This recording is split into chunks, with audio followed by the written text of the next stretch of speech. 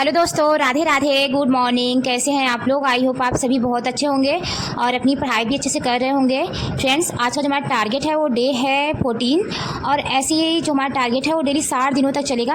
हाँ, ये बात है कि संडे को जो हमारा टारगेट है उसका मैंने वीडियो नहीं डाला था, इसीलिए मैंने पोस्ट कर दिया था कि संडे को हमें मॉक टेस्ट देना है। मैंने भी मॉक टेस्ट दिया है, बट उसका एनालाइज करके मैं एक वीडियो बना दूँगी, उसमें डाल दूँगी कि मेरा मॉक टेस्ट में कितना नंबर आया है। और अगर आपने मॉक टेस्ट दिया है, मॉक टेस्ट में कम नंबर आया है, तो टेंशन बिल्कुल भी नहीं लेना है। टेंशन फ्री होकर के हमें पढ़ाई करनी है, क्योंकि हम मॉक टेस्ट देने से ना बहुत कुछ चीज़ें सीखते हैं। जब हम उसका एनालाइज करेंगे तो हमें पता चलेगा कि हमने कहाँ पे गलतियाँ की है और हमें आगे क्या क्या सीखना है। और मॉक टेस्ट देने से हमें ये भी समझ में आता है कि कहाँ से क्वेश्चंस ज़्यादा आने के चांसेस हो सकते हैं एग्ज़ाम में, क्योंकि जब सर मॉक टेस्ट बनाते हैं तो एनालाइज करते हैं कि हाँ कहाँ से क्वेश्चन से पिछली बार आया हुआ है, उसी के ही अकॉर्डिंग ही मॉक टेस्ट बनाते हैं। तो इसीलिए मॉक टेस्ट हमें देना चाहिए। और जैसा कि सिलेबस के बारे में हम सभी को पता ही है कि 30 क्वेश्चंस रीजनिंग से आएगा, 25 क्वेश्चंस मैथ से आएगा, साइंस से 25 क्वेश्चंस, जीके और जीएस से 20 क्वेश्चंस आएगा। ग्रुप डी एग्जाम में टोटल 100 क्वेश्चंस रहते हैं। तो जब हम मॉक टेस्ट देंगे हमें ये भी पता चलेगा कि कहाँ से कितना क्वेश्चंस पूछा गया है, कौन सी सब्जेक्ट से कितना क्वेश्चन पूछा गया है। अर्थमेटिक, अगर मैथ की बात करें तो अर्थमेटिक से कितना क्वेश्चन आया है, एडवांस मैथ में कितना क्वेश्चन आया है। तो ऐसे क्या होगा कि हमें समझ में आएगा साइंस से कहाँ से क्वेश्चन पूछा जा रहा है, या फिर जीके और जीएस से कहाँ से क्वेश्चन पूछा जा रहा है। जब हम मॉक टेस्ट देंगे, जो हमारी गलतियाँ रहेगी फिर उसको हम देखेंगे, वहाँ पे हम एनालाइज करेंगे, फिर हम उस सब्जेक्ट को पढ़ेंगे कि हाँ यहाँ से क्वेश्चन आया है तो हमें इसको पढ़ना जरूरी है।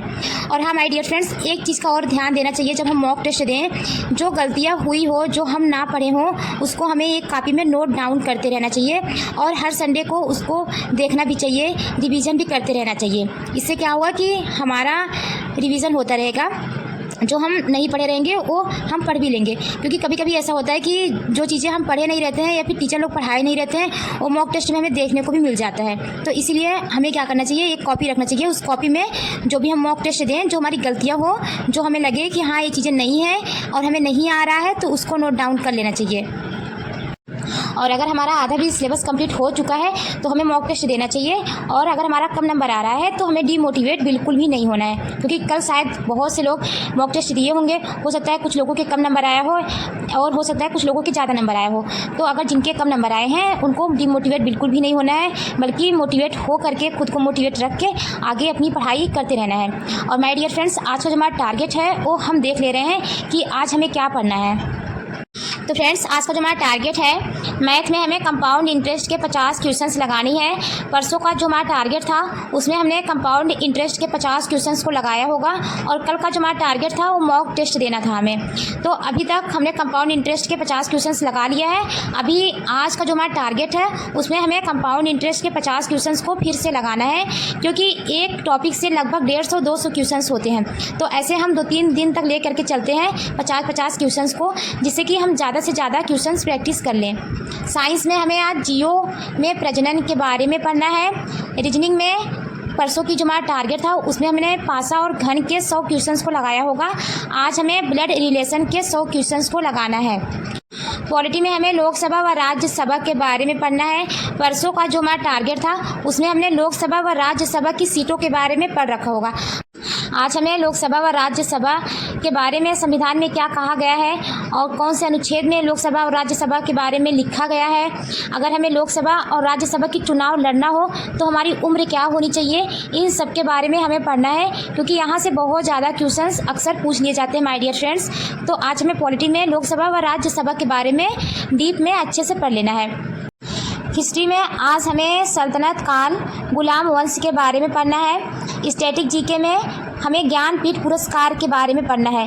फर्स्ट ज्ञानपीठ पुरस्कार किसको मिला था और जो भी इम्पोर्टेंट्स हो ज्ञानपीठ पुरस्कार उनके बारे में पढ़ना है।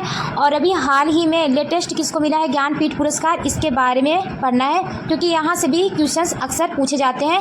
फर्स्ट वाला और लास्ट वाला तो पूछे ही जाते हैं, बीच में भी किसको मिला है, जो कुछ इंपॉर्टेंट्स होते हैं, जो हमारे टीचर्स लोग हमें पढ़ाते हैं, तो हमें पता ही रहता है कि कौन से इंपॉर्टेंट्स हैं, तो उनके बारे में भी हमें पढ़ लेना है।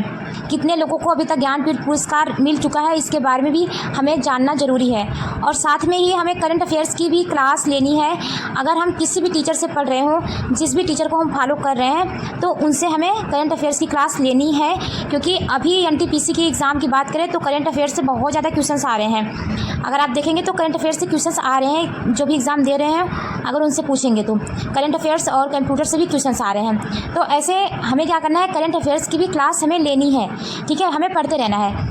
अगर हम क्लासेस वगैरह नहीं ले पा रहे हैं, क्योंकि अगर हम बात करें कुमार गौरव सर की क्लास तो उनकी 1.5 घंटे की क्लासेस होती है, तो अगर हम नहीं लेना चाह रहे हैं तो हमारे पास कोई बुक वगैरह हो तो हमें क्या करनी है, उस बुक से पढ़ लेना है। बट डेली हमें 10 मिनट, 5 मिनट, 20 मिनट हमें करंट अफेयर्स के लिए भी टाइम निकालना है, क्योंकि एनटीपीसी में पूछे जा रहे हैं करंट अफेयर्स से क्वेश्चंस, तो ग्रुप डी में भी पूछे जा सकते हैं। तो इसीलिए डेली पढ़ना है, क्योंकि एक ही दिन हम अगर करंट अफेयर्स पूरा लेकर बैठ जाएँ तो हमें बहुत ज़्यादा बोरिंग फील होगा। तो इसीलिए थोड़ा थोड़ा हमें करंट अफेयर्स भी पढ़ते रहना है। तो डियर फ्रेंड्स, ये रहा आज का हमारा टारगेट जो हमें दिन भर में कंप्लीट करना है।